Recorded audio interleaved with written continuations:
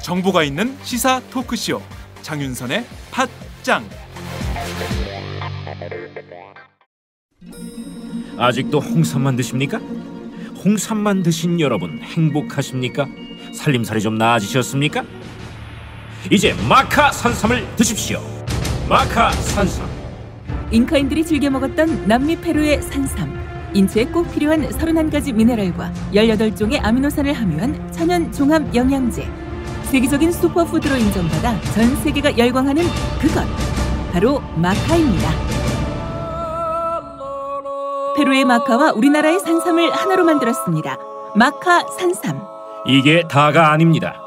20년 경력 전문가의 자문을 받아 우리 몸에 좋은 11가지 원료까지 하나로 만든 건강 푸드 마카 산삼. 이제 홍삼 가격으로 마카 산삼 드십시오. 와, 이거 남자한테 딱이네. 딱이야. 애미야, 나한테도 딱이구나. 엄마, 나도 마카산삼. 나도. 검색창에 마카산삼 또는 영한네이처를 검색하세요. 영한네이처 마카산삼이 답입니다. 마카산삼을 꼭 기억하세요. 우주에서 마카와 산삼을 하나로 만든 회사는 영한네이처가 유일합니다. 유사 검색어 회사에 주의하시고 영한네이처를 꼭 확인하세요.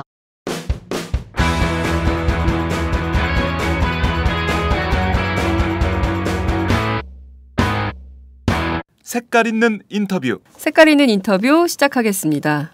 여러분, 대변인 하면 가장 먼저 떠오르는 단어가 어떤 것입니까? 사실 누군가의 입이 된다는 것은 참으로 어려운 일인데요.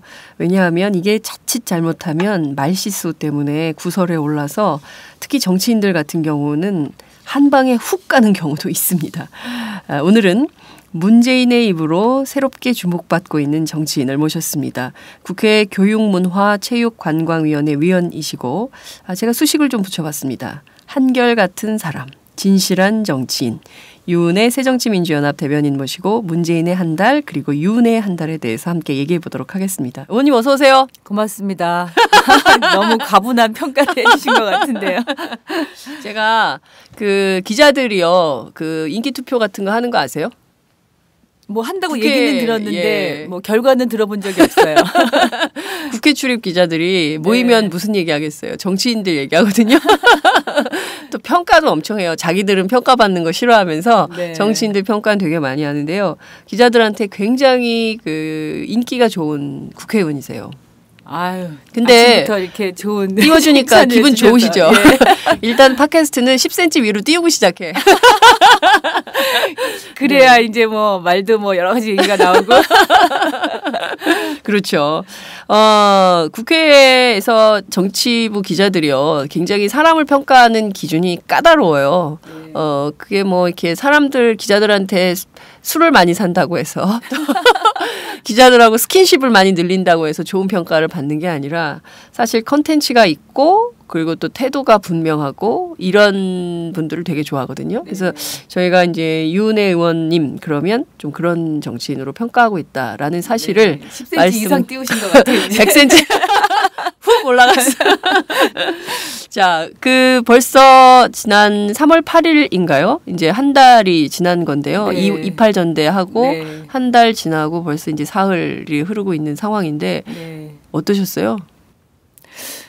제가 전당대회 이제 그날 사회 보고 그 다음 날이 그랬잖아요. 9일이 이제 처음 최고위원회가 열리는 날이었잖아요. 네네. 저는 전혀 이제 예상도 못하고 있다가 아침에 문재인 대표 전화를 받았는데 네.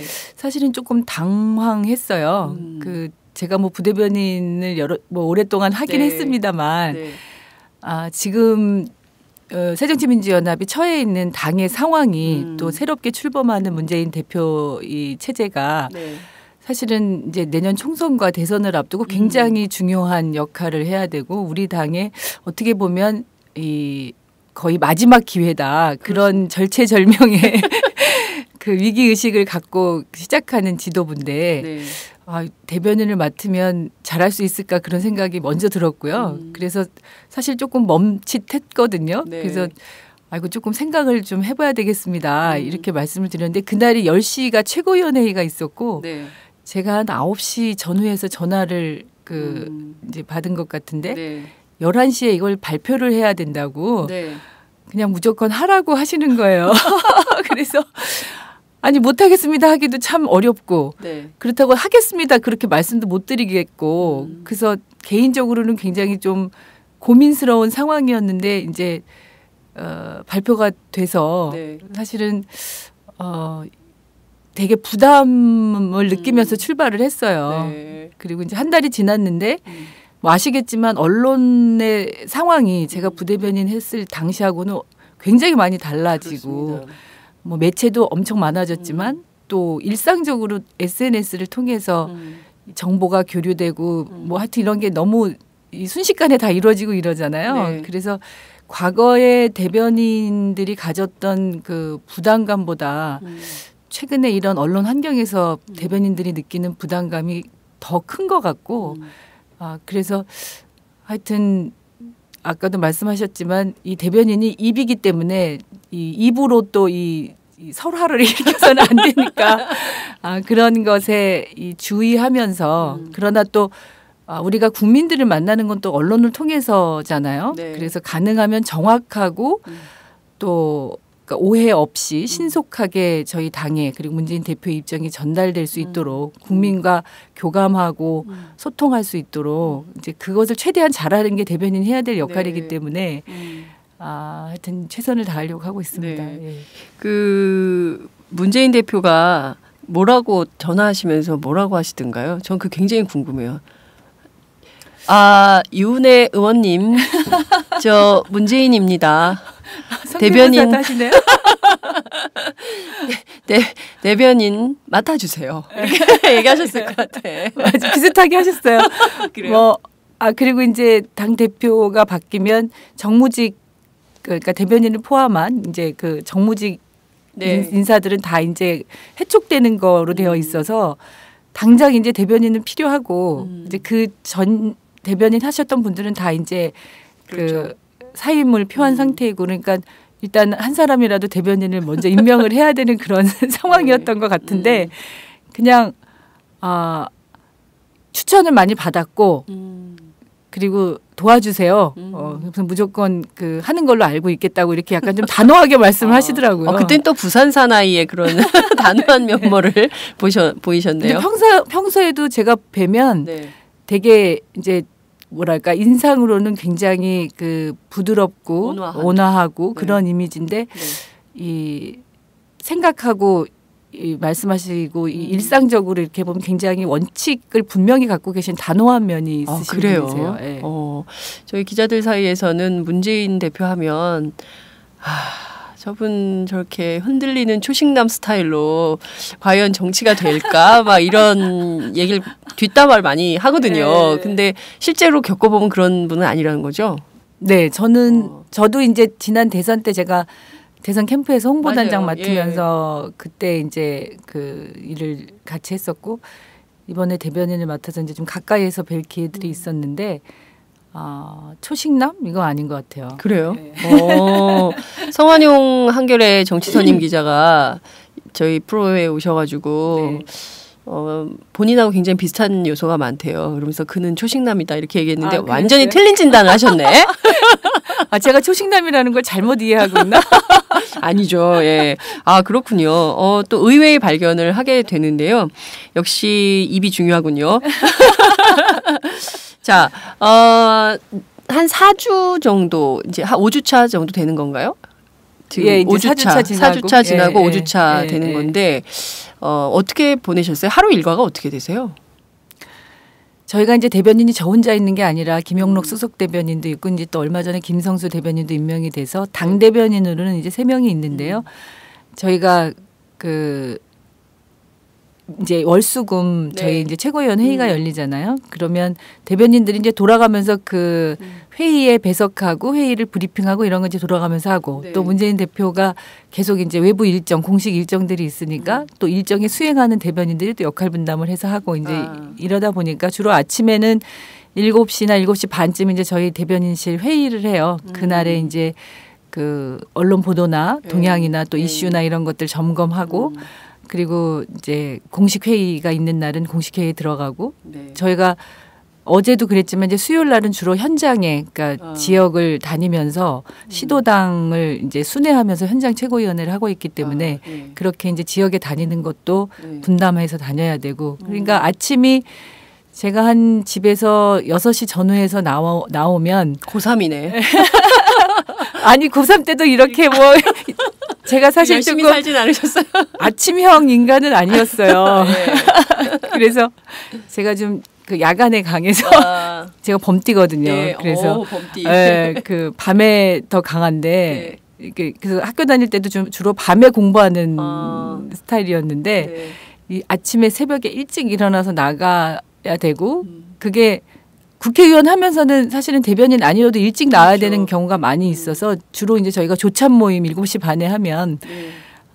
일찍 나와야 되면 이제 6시 반 이렇게 집에서 나와야 되니까 이 아침이 참 힘들죠. 그럼 막 그 6시부터 하면 하루가 굉장히 길겠어요. 그렇죠. 그래서 한 오후쯤 되면 아침에 있었던 일이 어제 있었던 일인지 아침에 있었던 일인지 헷갈릴 때도 있어요. 네, 저도 그래요. 저도 어떤 때 이게 뭐 그 출연자들 일정 때문에 아침에 일찍 나와서 녹음하고 또 밤늦게 녹음해야 되고 그럴 때는 제가 날짜를 까먹고 오늘이 금요일이니 목요일이니 막 이러면서 헷갈리고 그러는데 비슷한 처지에 있는 두 사람이 이제 함께 얘기를 하고 있는 것 같다는 생각이 좀 듭니다. 제가 비서실장 그리고 대변인을 문재인 대표가 임명하실 때 이분은 좀 여성 친화적인 정치를 하실 뜻이 있나 보다. 그 둘 다 비서실장도 그리고 또 대변인도 제일 첫 인사가 두 여성이었어요. 네, 비서실장은 김현미 의원이셨고 대변인은 유은혜 의원이셨는데요. 왜 이렇게 여성들을 둘 다 그냥 전면에 세워가지고 그것도 다 두 분 다 일산 저희 지역구 고향을 너무 사랑하시는 거 아니에요? 일산 서구.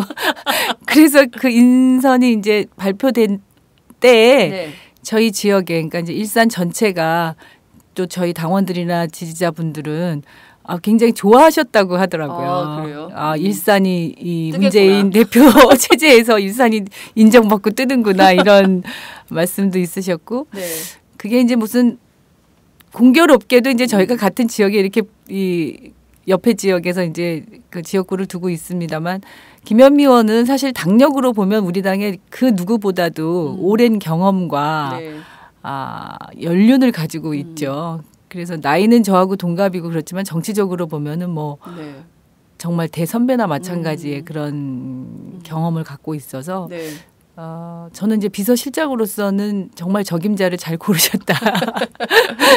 근데 하여튼 여성에 대한 무슨 편견이나 선입견이나 이런 거가 있었으면 또 둘 다 여성을 그것도 같은 이웃 동네에 있는 그 사람을 임명하는 게 사실 그런 것도 또 누가 보면 이게 옆 지역에 또 여성만 이렇게 이렇게 문제 제기할 수도 있는 거 아닙니까? 근데 이제 대표가 별로 그런 거에 개의치 않으셨던 것 같아요. 인재를 쓰는 데 있어서 지역이나 뭐 이런 성별 지역 이런 걸 전혀 고려하지 않는 인사를 일중심적으로 생각을 하시는 분이 아닌가라는 생각이 좀 든다 이런 생각이 좀 드네요.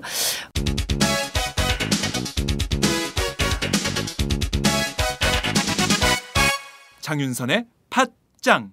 그 윤혜 의원 그리고 또 이제 대변인에 대해서 그 기자들이 평가하는 것 중에 제일 중요한 평가가 굉장히 그 솔직하고 그리고 분명하고 정확하다. 이런데 굉장히 그 점수를 많이 받고 계셔요 기자들한테. 근데 이유는 이번에 그 김기종 씨 사태에서 좀 드러난 것 같습니다.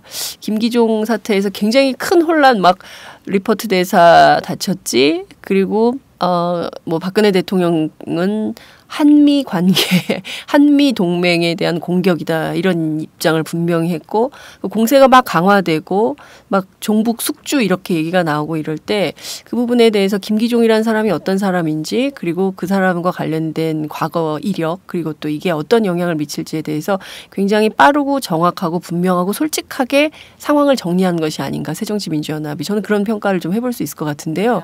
맞습니다. 예, 근데 좀 그때 백브리핑도 하고 그러셨잖아요. 그때 이제 김기종에 대해서 사실 그때 당시만 하더라도 잘 아는 선배다라는 말을 꺼내면 윤혜도 종북이야?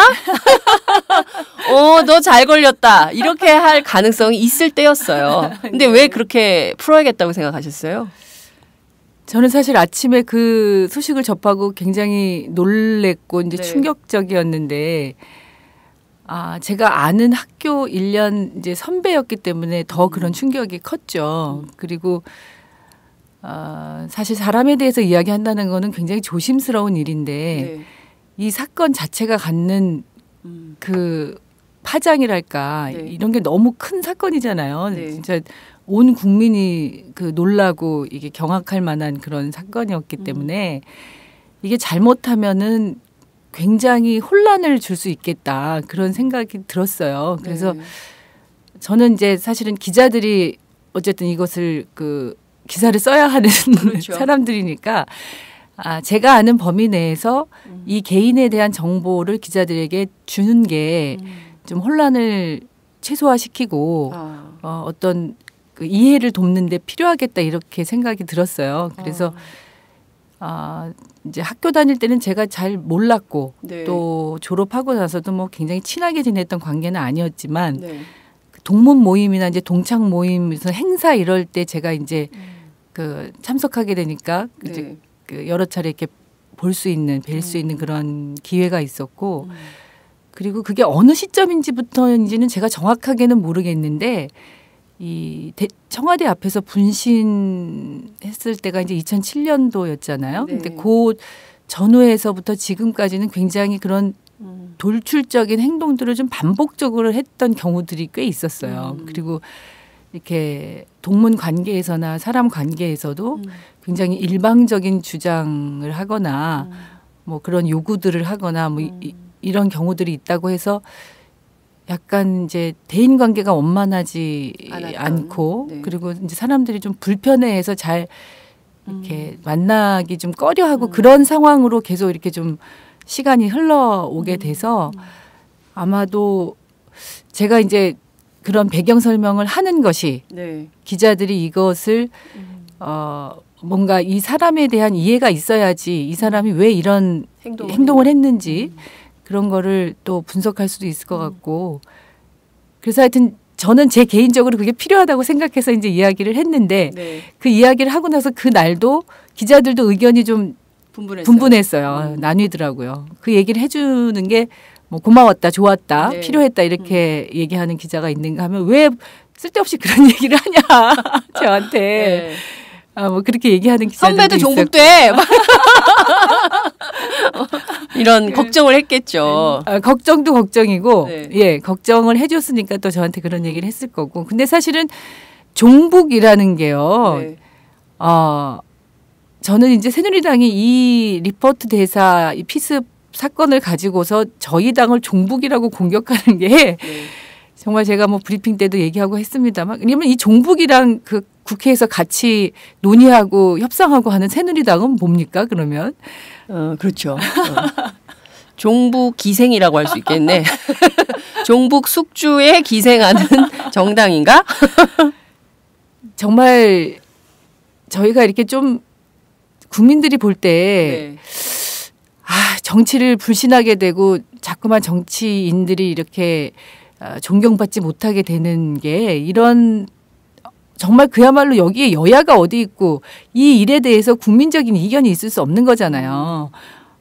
분명하게 잘못한 일이고 그 잘못한 일에 대해서는 법적으로 처벌받아야 마땅한 일이고 한데 그러면 당연히 그것에서 여야가 이 별개의 입장을 가질 수 없다는 게 너무나 분명한 사실이고 그리고 이제 걱정했다면 한미 관계나 이런 외교적 관계에 그 불신이나 어떤 오해나 손상이 되면 안 되니까 그런 부분들에 대해서 오히려 국민을 안심시키고 그렇게 해야 되는 게 당연한 거 아닌가요? 정치인이라고 하면.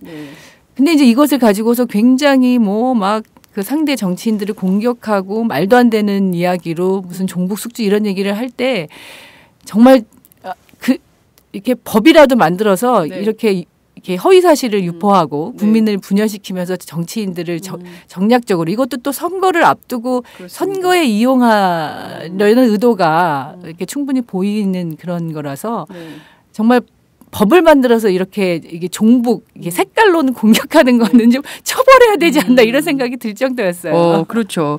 말씀하신 대로 그 종북 숙주 논란이 지금까지도 계속 종편은 계속 하고 있거든요. 하루 종일. 그래서 새정치민주연합. 근데 국민들도 그게 피로감이 있어요. 다 알거든요. 리포트 대사 또 문재인 대표 가서 만나서 위로하시고 뭐 이런 등등의 일련의 정치 일정들을 보면서 국민들도 새정치민주연합이 종북 숙주라고 생각하는 사람들은 없을 거예요. 근데 그거를 계속 이렇게 논란을 키워가는 새누리당의 의도가 문제가 아닌가라는 생각이 좀 드는데요. 자, 일단 하나하나 좀 뜯어서 보면 우선 당시에 이제 그렇게 해주신 거는 기자들한테 굉장히 그 관점이 되게 중요하거든요. 특히 이제 저는 그 국회 출입하는 기자가 1,000명이 넘지 않습니까? 굉장히 많은 기자들이 있고 이 기자들이 이렇게 기사를 써서 이제 그 관점을 잡아주는 거잖아요. 한국 사회 의제들을 어떻게 봐야 되는가. 근데 그 굉장히 솔직하고 정확한 정보를 주셔서 기자들이 각자 판단해서 오버하지 않는 기사를 쓸 수 있게 만든 건 굉장히 중요한데 그럼에도 불구하고 물론 보수 언론들은 오버해서 쓰기도 하고. 뭐 예, 그래서 뭐 갑자기 저희 지역에 그 어떤 분이 왜 그런 얘기를 해가지고 제가 김기종이랑 굉장히 친하다더라 막 이렇게 얘기하는 사람을 봤다. 그렇게 걱정하시더라고요. 그래서 이거는 뭐 친하고 안 친하고의 문제는 아니지만 어쨌든 뭐 이제 친하게 지냈던 건 아니지만 제가 아는 선배는 건 분명한 사실이잖아요. 그래서 제가 알고 있는 분이고 또 그분이 그동안에 어떤 행동들을 해왔는지를 뭐 이미 다 드러난 사실들이기 때문에 그거를 정확하게 알려주는 게 오히려 기자들에게도 국민들에게도 필요하다고 생각했다. 예. 그랬더니 또 이해를 해주시는데 하여튼 이제 이거를 정치적으로 악용하는 사람들이 있다는 게 문제인 거죠. 예, 저도 그렇게 생각합니다. 말씀하신 대로 김기종 씨의 경우에는 그 사연이 많더라고요. 네. 1988년으로 거슬러 올라가던데요. 우리마당이란 단체에서 일어났던 그 괴한들의 피습. 그 사건에 대해서 아직까지도 제대로 된 진실 규명이 안 돼 있기 때문에 그것에 대한 어떤 분노 뭐 이런 것들이 이제 자기 통제가 잘 되지 않는 수준으로 가면서 여러 가지 일들이 있었던 그 개인사 특히 이제 이분이 오랜 동안 문화운동, 통일운동 뭐 이쪽에 이제 몸담고 있었기 때문에 그 측면에서는 또 다른 차원에서 진보 내부에서의 성찰이나 또 그런 것들을 용인할 거냐 말 거냐 뭐 등등에 대한 그 여러 가지 논란거리를 낳고 있는 것 같더라고요.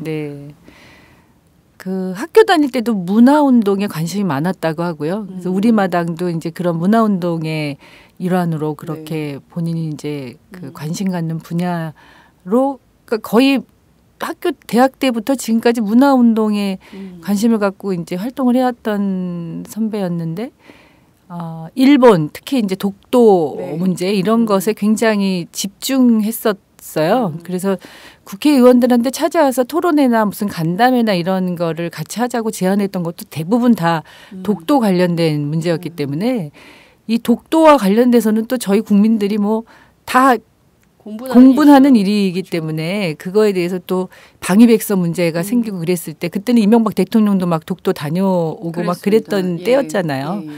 그래서 기자회견하고 했을 때가 다 그런 이슈를 가지고 국회의원들과 뭐 토론회하자 기자회견하자 뭐 이런 거였기 때문에 그 관련된 상임위 뭐 외통이라든지 뭐 하여튼 그런 쪽으로 있었던 의원들은 거의 대부분 뭐 그 이슈가 전혀 뭐 이렇게 반대할 이슈가 아니잖아요. 그러네요. 공감할 이슈이고 또 그때 당시에 이 사람이 나중에 몇 년 뒤에 이런 정말 이런 피습을 뭐 미대사를 피습할 거다 이렇게 저희가 예상할 수 있는 그런 것도 아니었고 그러니까 그 당시에는 이 독도 문제를 가지고서 국회에 와서 기자회견하거나 토론회 하거나 하는 거는 너무나 그냥 자연스러운 그런 일이었죠. 그런데 이제 개인의 행동 양식이라든지 그 말과 이런 그 이렇게 사람에 대한 이 표현이나 이런 게 이제 조금 뭐랄까요? 하여튼 좀 이렇게 상식적으로 생각할 때 좀 과도한 부분들도 있고 이제 이러다 보니까 적극적으로 그거를 같이 안 했던 분들이 더 많았었지만 어쨌든 그 명분이나 그 당시에 그 사회적 관심사로 봤을 때 독도 문제는 뭐 당연히 응당 저희가 그 전 국민적이 공분하고 있는 문제였기 때문에 뭐 당연한 내용 아니었을까. 그런데 이제 와서 지금 이런 행동을 가지고서 그때까지 이제 이 과거 복귀를 다 하면서 그래서 그때 니네들이 그러면 저희가 무슨 뭐 그때부터 그런 예견을 하고서 그래 김기종 이 사람하고는 같이 하는데 그거는 정말 말이 안 되는 그렇죠. 얘기죠. 예. 그러니까 그런 정도는 국민들이 상식적으로 판단을 할 수 있는데 정치적 의도를 가지고 새누리당이 종북 숙주라고 새정치민주연합을 계속 공세하는 것에 대해서 이번에 소송을 좀 할 생각이라면서요. 어제 저희가 이제 그 당에서 네. 저희 이제 법률 지원단에서 네. 그러니까 저희가 여러 차례 사실은 좀 많이 참았다고 생각해요. 네. 이제 뭐 선거를 앞두거나 아니면 어떤 일이 있거나 간에 모든 것을 다 그렇게 이념적 색깔론으로 저희를 공격하고 네. 그래서 한두 번은 정말 이렇게 점잖게 꾸짖고 그리고 이게 더 이상 정말 국민들이 볼 때도 부끄러운 일이잖아요. 네. 저희가. 그래서 이런 식의 이 정치 공세 그리고 정말 우리가 종북하면요. 이게 새누리당한테도 좋을 일이 하나도 없는 거예요. 네. 정치라는 거는 사실은 이 어떤 갈등이 있을 때 이것을 해결할 수 있도록 중재도 해야 되고 네. 서로 협상하고 타협하고 하면서 하는 게 정치인데 그렇게 그냥 막 마구 공격하고 마구 상대를 인정하지 않고 하면 어떻게 정치를 하겠다는 건지 저는 잘 이해할 수가 없는데 근데 어쨌든 반복적으로 이런 일들이 되풀이 됐었기 때문에 그거는 정치인들 간의 이 갈등만이 아니라 크게 보면 국민을 분열시키고 국민을 대립시키는 거거든요. 네. 이념몰이 하는 거고. 네. 그래서 대통령이 이야기한 국민 통합에도 전혀 맞지 않는 일들이고 그래서 이번에 이제 그런 얘기가 나왔을 때 사실은 저희는 이제 그 공식적으로 이 반대 논평을 하면서 그냥 네. 대변인 수준에서 이게 이제 그렇게 그냥 정리되기를 바랬었어요. 그래서 월요일 날인가 화요일 날 지나니까 또 그런 게 조금 이렇게 이 수그려드는 것 같은 그런 느낌이 들더라고요. 더 이상 네, 이제 네. 확산시키지 않고. 그래서 이제 그렇게 넘어갈까 했는데 어제 또 그 새누리당 공식 최고위원회인가요? 네, 네. 공식 회의에서 사무총장이나 이런 하여튼 당의 지도부급 위치에 있는 분들이 또다시 그런 이야기를 해서 네. 이거는 그냥 넘어가서는 안 되는 문제구나. 아주 단호하게 저희가 이번에만큼은 이제 참을 만큼 우리도 참았다. 네. 그래서 법적 대응을 통해서 더 이상 이런 일들을 가지고서 이 불필요하고 소모적인 정말 쓸데없는 일을 가지고서 국민들을 피곤하게 하는 일은 없어야 되겠다. 그래서 어제 이제 법적 대응을 하기로 결정했고 아마 이제 절차에 들어간 걸로 알고 있습니다. 네. 저는 그 굉장히 현실적인 접근인 것 같다는 생각이 좀 들어요. 이재명 성남시장이 발언에 대한 책임을 지는 태도를 교육해야 된다. 그래서 정미용 씨 그리고 변희재 씨 등등에 대해서 건 바이 건으로 전부 이제 대응을 해서 명예훼손 소송을 이제 하고 그런 분인데요. 저는 이런 게 사실 말씀하신 대로 정치인들에 대해서 국민들이 굉장히 헷갈려하는 부분이 종북 숙주야 막 이렇게 상종도 못할 사람들처럼 해요. 그리고 그 다음날 딱 나와가지고 악수하면서 우리는 또 무슨 협상을 이뤄냈다 막 이러잖아요. 텔레비전에 맨날 그렇게 나오잖아요. 그러면 저 사람들 어제 그렇게 싸웠던 사람들이 오늘은 또 전혀 다른 태도로 저렇게 악수하고 부둥켜 안고 울고 그러네. 이거 어떻게 봐야 되는 거지? 막 그 헷갈리거든요. 근데 이제 이렇게 분명한 태도를 취해줘야 국민들도 저게 어떤 것인지 확실하게 이해하고 넘어갈 수 있을 것 같다는 생각이 좀 들어요. 그러니까 단호하고 분명한 태도가 야권한테 필요하다 이런 생각이 좀 저는 들더라고요. 그래서 이번 소송이 어떻게 진행이 될지 굉장히 궁금한데요.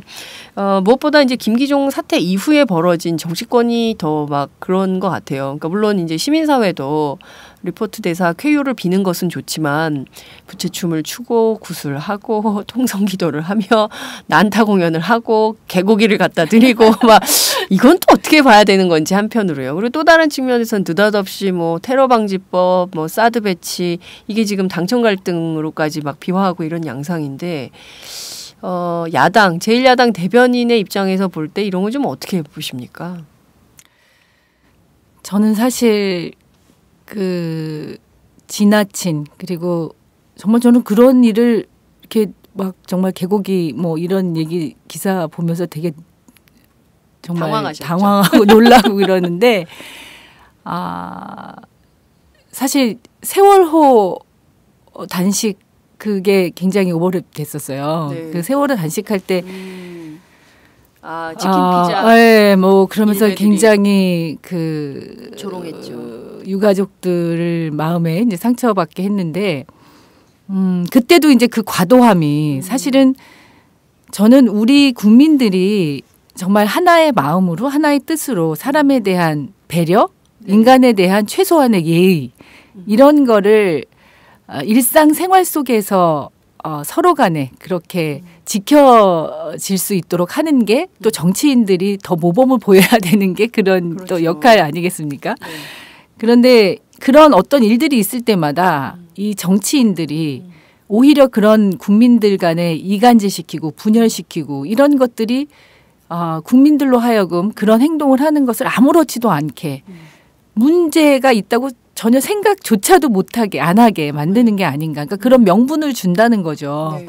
대립과 갈등을 부추겨서 그것을 통해서 본인들의 그런 과도한 행위가 네. 다른 사람의 마음에 얼마나 상처가 되는지 그리고 이것이 얼마나 비상식적인 모습인지에 대해서 성찰할 기회조차도 주지 않고 네. 그냥 당연시하고 그래서 나와 생각이 다른 것은 그렇게 무시해도 좋고 저주해도 좋은 것처럼 우리가 민주주의라는 거는 다름을 인정하는 거라고 생각하거든요. 그러니까 그렇죠. 내가 내 생각이 분명히 있어도 제가 저와 다른 생각을 가진 사람을 너 나와 생각이 달라서 너는 적이야. 이렇게 되면 같은 사회에서 못 살잖아요. 그렇죠. 그러니까 저는 그래서 어려서부터 우리 아이들이 나와 다른 생각을 가진 것, 다름이라는 것을 인정하는 것을 배워야 된다고 생각하고 그것이 토론 문화를 통해서 성숙하는 거라고 보는데 네. 새누리당은 그 다름인 차이라고 하는 것을 인정하지 않고 이해하려고 조차 하지 않고 계속 어떤 차이가 생겼으면 그것을 적으로 돌리고 네. 분열시키는데 이용하고 네. 그러다 보니까 국민들도 네 편 내 편을 가르면서 갈등하고 그리고 이제 이번에 그런 미 대사의 완쾌를 비는 마음은 어느 국민 누구나 다 똑같은 마음이었을 텐데 그렇게 좀 이해하기 어려운 좀 비상식적인 행동으로 나타나는 게 우리 사회에 정말 부끄러운 자화상이 아닌가. 그래서 저는 정말 정치인들이 저부터 이렇게 반성해야 된다고 생각하는데요. 네. 특히 이제 새누리당이 이런 일들을 그냥 정말 이렇게 좀 의연하게 네. 침착하게 그래서 국민들이 리포트 대사가 빨리 이렇게 쾌유되고 업무에 복귀할 수 있도록 바라는 마음을 그냥 진정성 있게 가서 또 병문안도 갔었고 또 메시지로도 그렇고 여러 가지 그 통로가 있잖아요. 그런 네. 의사를 전달하고 정말 성숙한 국민적 그 분위기로서 이렇게 할 수 있도록 먼저 그렇게 해야 되는데 오히려 이제 그런 것들을 이게 무슨 종북이니 이런 식으로 몰고 가면서 네. 더 국민들을 갈등시키고 분열시키고 이렇게 되는 게 사실은 결국은 우리 사회의 지도층, 네. 특히 정치인들, 그리고 이제 대통령까지도 그렇게 막 한미 동맹에 대한 공격이다 이렇게 이제 막 규정을 하고 하시다 보니까 이게 너무 과도한 그 판단들, 행동들을 하게 되는 게 아닌가. 그래서 저는 좀 더 우리에게 성숙한 시민의식들이 필요하다는 생각과 함께 그 세월호 유가족들이 정말 자식과 가족을 잃어서 지금도 네. 사실은 진상조사위원회 활동이 제대로 되고 있지 않아서 네. 지금까지도 실종자들은 또 돌아오지 못하고 있는 이 진짜 엄청난 안타깝고 정말 이 상황에서 도대체 이 세월호 문제와 관련해서는 대통령이 한번 만나달라고 하는 유가족 한 번도 만나주지도 않고 그렇게 정말 냉정하게 이 청와대 앞에 가서 네. 몇 날 며칠을 그 동사무소 앞에서 길바닥에서 노숙하고 있는 그 부모들 한 번도 만나주지도 않던 대통령이 그래서 저는 요번에 이 상황을 보면서 좀 그런 게 많이 겹쳤어요. 그래서 정말 우리 사회가 우리 네. 국민이 어떤 상황들 어떤 사건들이 생길 때마다 너무 막 그것에 대해서 그 이념적으로 편승하고 이런 거는 좀 이제 그만해야 된다고 생각해요. 이제 정상적이고 상식적인 그러니까요. 사회로 돌아가기 위해서는 정말 상식의 눈으로 좀 이 판단했으면 좋겠고 그리고 최소한의 그 인간에 대한 도리랄까요? 예의랄까요? 배려랄까요? 함께 사는 공동체라고 하는 그 기준을 가지고 이 행동해야 되지 않나. 이제 그런 것들을 먼저 솔선수범해야 하는 정치인들에게 굉장히 무거운 책임감이 책임이 있고 그런 무거운 책임감을 느껴야 된다고 생각해요.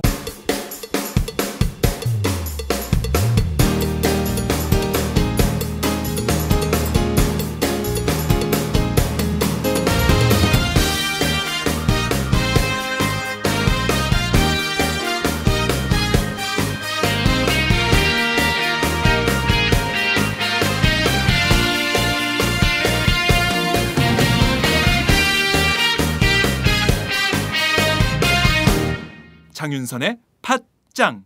네, 말씀하신 대로 정말 그 한국 사회의 쌩얼, 민낯이 그대로 드러난 것 같아요. 그러니까 품격 없는 우리 사회의 민낯이 그냥 여과 없이 고스란히 그냥 너무 우리식이잖아요.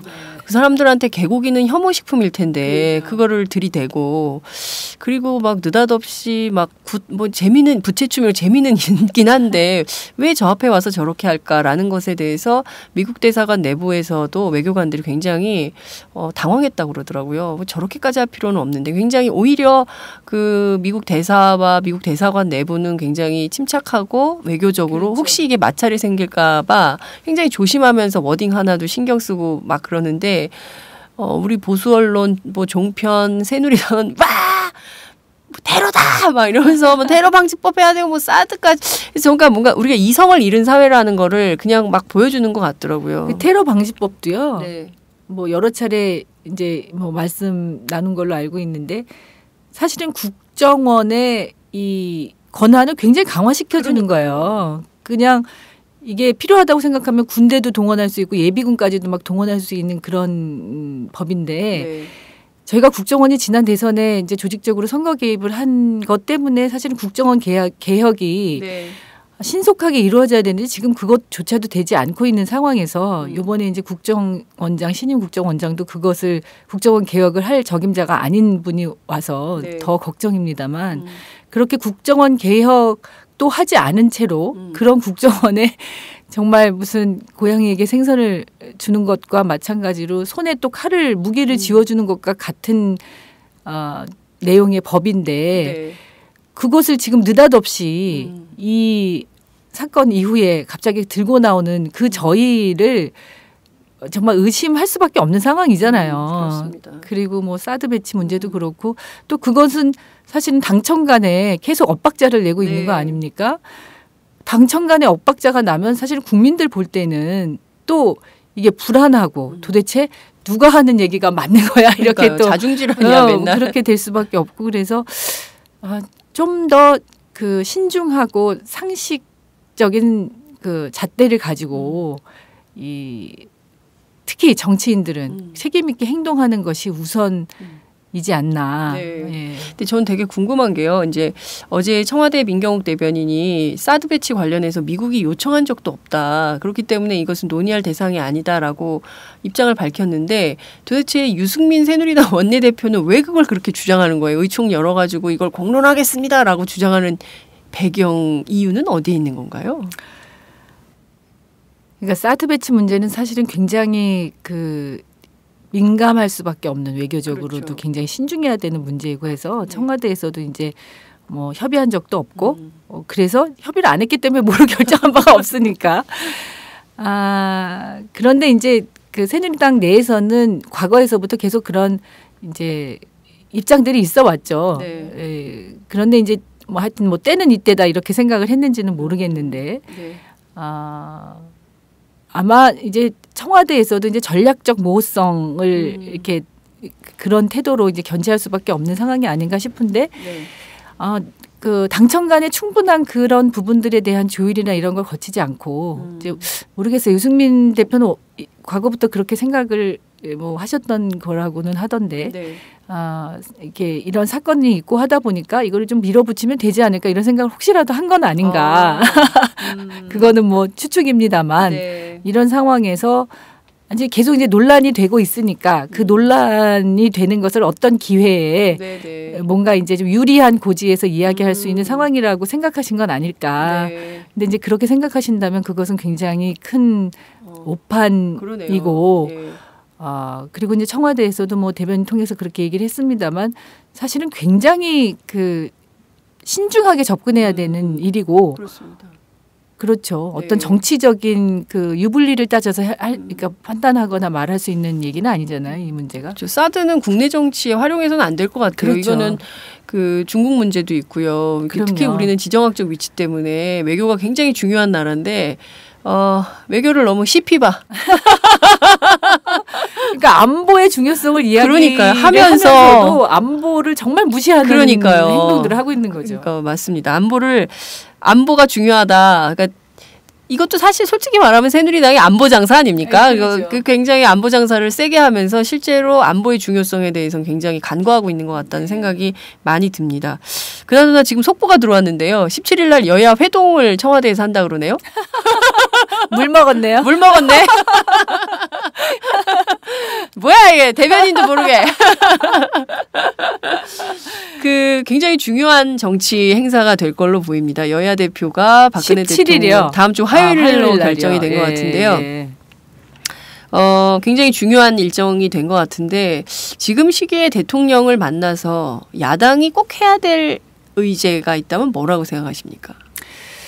문재인 당대표가 이제 경선 과정에서도 그렇고 당대표가 되고 난 이후에도 지금 한 달 동안 일관되게 이제 그 메시지나 행보로 그 강조했던 것이 이제 통합과 유능한 경제 정당이었거든요. 그러니까 통합은 우리 당내의 통합만이 아니라 국민적 통합. 그러니까 대통령도 국민 통합을 뭐 대선 때도 말씀하셨지만 지금까지 우리가 쭉 이야기 나눈 게 국민이 정말 오히려 더 그 갈등하고 분열하고 있는 그 시대적 상황을 맞고 있기 때문에 이 저희 당내 통합은 물론이거니와 지역과 뭐 이념과 이런 것들을 넘어서 진정한 국민 통합을 이룰 수 있는 그런 방안이 무엇인가를 이제 고민할 수밖에 없고 또 한 측면에서 유능한 경제 정당을 이제 계속 저희가 주장하고 또 그렇게 대안을 만들기 위해서 노력하고 있는데 저도 이제 지역에 다니다 보고 또 다른 지역구 의원들 이야기를 듣다 보면 정말 IMF 때보다도 훨씬 더 살기가 힘들고 맞습니다. 그리고 뭐 담뱃값이나 연말정산 얘기를 꼭 굳이 이 자리에서 하지 않더라도 실제로 쓸 돈이 없는 거예요. 그러니까 소비가 정말 위축될 수밖에 없고 그러니까 이제 뭐 내수가 살아날 수가 없고 그래서 저희가 이제 소득주도 성장도 이야기하고 하는데 저는 뭐 대통령이라고 해서 이런 상황 인식이 다르지 않을 거라고 생각하고 그러면 대통령과 만났을 때 정치는 국민의 삶을 조금이라도 더 나아지게 행복하게 만드는 게 1차적으로 해야 될 일이잖아요. 그렇습니다. 그러면 지금 이렇게 삶이 어렵고 생활하는데 정말 고통스러운 우리 국민들의 삶을 어떻게 좀 더 나아지게 할 수 있는가 그 구체적 대안이 무엇인가 그러면 우리 이 침체된 경제를 이 경기를 어떻게 살릴 것인가에 대한 해법을 좀 책임 있게 만들어내야 되지 않을까. 그러니까 예를 들면 지금 최저임금 이야기가 뭐 정부에서도 이제 최경환 부총리도 뭐 적극적으로 말씀은 하셨습니다만 하나라도 그런 최저임금을 인상하는 것에 대해서 뭔가 좀 더 분명한 그 합의가 된다든지 예를 들면 이게 가장 국민들이 고통스럽게 느끼고 있고 가장 절박하게 느끼고 있는 일들에 대해서 이 대통령과 또 이 야당 대표가 뭔가 희망을 국민들이 이제 뭔가 좀 그래도 나아질 수 있겠구나 이런 희망을 가질 수 있도록 만드는 게 이제 필요한 게 아닌가 싶고요. 17일에 확정됐다는 거는 저도 이 자리에서 들은 거기 때문에 세게 물을 먹었다고. 잠시 후에 논평하겠습니다. 여러분 기다려주세요. 네. 그 경제 활성화는 굉장히 중요한 의제인 것 같습니다. 뭐 박근혜 대통령도 경제 활성화, 또 문재인 대표도 경제 활성화, 또 김무성 대표도 경제 활성화를 주장할 텐데 길이 다른 것 같습니다. 어떤 방식으로 경제 활성화를 할 것인가. 재벌 대기업들을 옹호하고 비호하는 방법으로 계속 간다면 저는 조만간 밀란이 일어나지 않을까라는 생각도 들어요. 말씀하신 대로 진짜 가게가 텅텅 비고 택시가 줄을 길게 서고 국민들은 호주머니가 텅텅 비어서 뭐 대중교통 그리고 걸어 다니고 뭐 이런 방식으로 가고 아이들 데리고 외식 한 끼 하기 어렵고 마트에 가서 넉넉하게 장을 볼 수 없고 이런 삶이 피폐해지면 아, 더 이상 이대로는 못 참겠다. 이대로는 못 살겠다. 바꿔보자 하지 않을까라는 생각이 계속 들 것 같은데요. 임금 인상만 하더라도 최저임금 새누리당 6,000원 김성태 의원 말씀하시더라고요. 6,000원이면 6,000원대, 5,000원에서 6,000원대 가면 이건 많이 오르는 거다라고 주장을 하는데, 그래봐야 한 꼴랑 500원 정도 올려주는 거, 490원 정도 올려주는 거거든요. 이걸로 이렇게 생색낼 땐가. 새정치민주연합은 최저임금 인상 어떻게 가야 된다고 생각하시나요? 지난번에 이제 이인영 의원은 최저임금제 1만 원 이렇게 얘기를 했는데요. 예. 그러니까 말씀하셨다시피 이 최소한의 이 생계조차도 보장이 안 되다 보니까 그리고 이제 또 최저임금 오르면 뭐하냐 이게 시간제로 다 그렇죠. 잘리고 하니까 초단 시간 근무 막 이렇게 하다 보면 최저임금 올라도 생계가 나아지는 건 아니다 이렇게 굉장히 그렇습니다. 회의적으로 말씀하시는 분들도 계셔요. 그리고 이 우리의 고용 형태가 점점 더 비정규직도 그 2년 이제 계속 근무하면은 무기계약직 되고 이제 정규직으로 전환하는 것들이 되니까 굉장히 그 꼼수를 많이 부리거든요. 특히 이제 이 비정규직 뭐 하여튼 초단 시간 노동제로 하고 뭐 10개월이면 또 잘리고 다시 계약해야 되고 막 이런 이제 약간 편법들이 마구 등장을 하는데 그러니까 최저임금을 전체적으로 한꺼번에 많이 올릴 수는 없다 하더라도 그러니까 저희가 이제 엊그저께 경기도 갔다 왔는데 생활임금 그러니까 최저임금보다 정말 실제 생계비를 분석을 해가지고 이제 생활임금 제도를 이제 일부 지방자치단체에서 이제 하고 있는데요.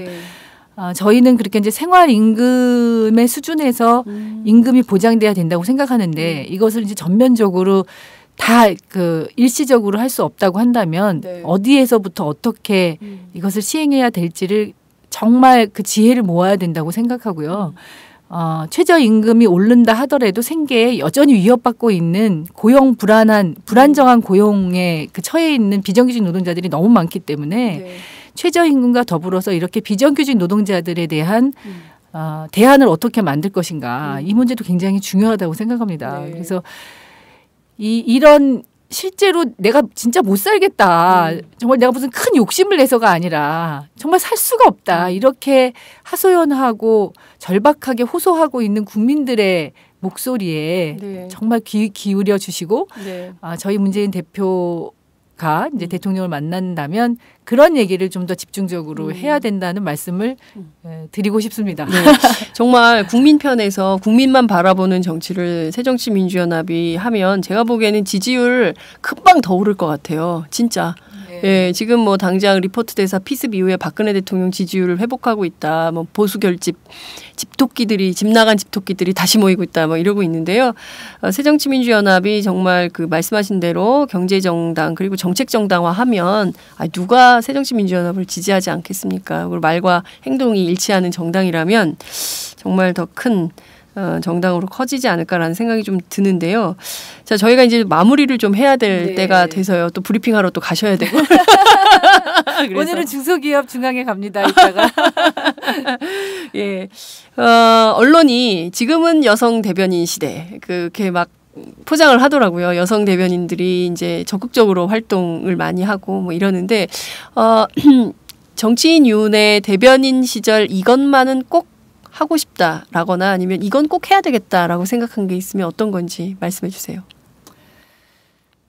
그 최소한 그 막말로 서로를 헐뜯고 정치 문화를 이렇게 추락하는 일은 좀 없어야 되겠다. 그래서 제가 대변인 하는 동안에는 가능하면 좀 품격 있는 그래서 좀 그 말 자체가 사실은 이제 대변인이라는 게 굉장히 어려운 게 이 말로 사람들한테 상처를 주게 되잖아요. 이제 그래서 그런 게 굉장히 조심스러운데 어쨌든 좀 더 정제된 그 언어를 사용하고 네. 그래서 좀 더 품격 있게 서로 이 문화를 좀 바꾸면 좋겠다 이런 바람을 갖고 있고 네.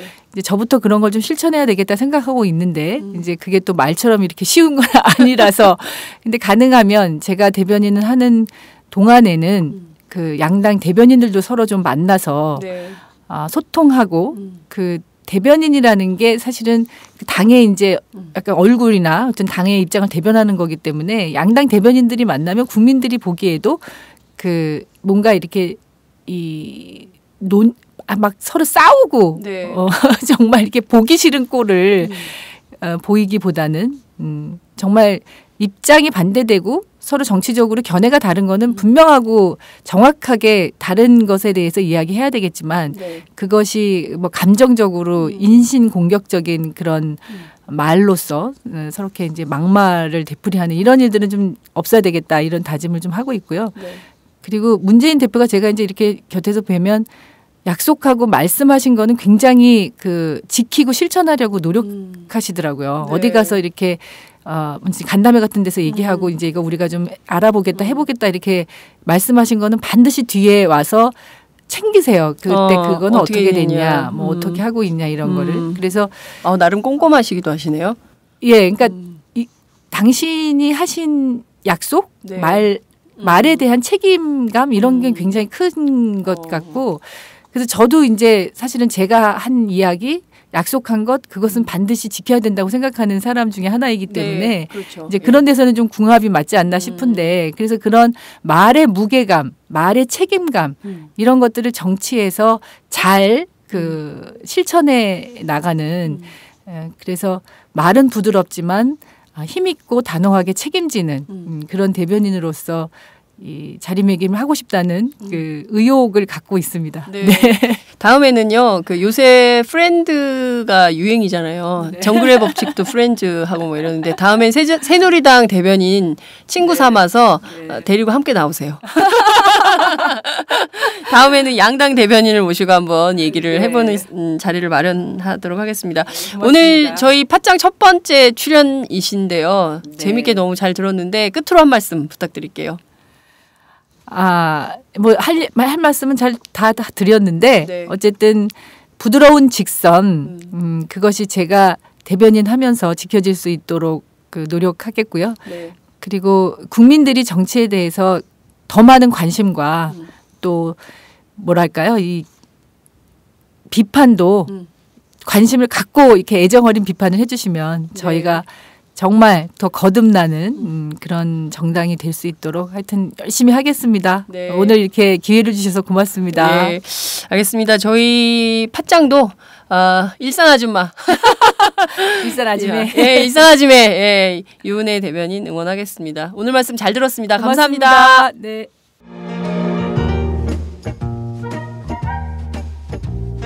여러분은 지금 행복하신가요? 그렇다면 우리 사회도 행복할까요? 나는 그럭저럭 행복하다고 말할 수 있을 것 같은데 두 번째 질문에도 자신 있게 네라고 말할 수 있을까요? 무엇이 나뿐만 아니라 우리까지 행복하게 만들까요? 우리도 행복할 수 있을까는 오연우 오마이뉴스 대표 기자가 행복지수 1위 국가 덴마크를 심층 취재해 그들이 행복한 이유를 분석한 책입니다. 오연우 기자가 들려주는 생생한 사례와 깊이 있는 통찰. 이 책은 모두가 행복한 세상을 만들기 위해 우리가 무엇을 해야 할지를 제시해줍니다. 오마이북이 만든 책, 우리도 행복할 수 있을까?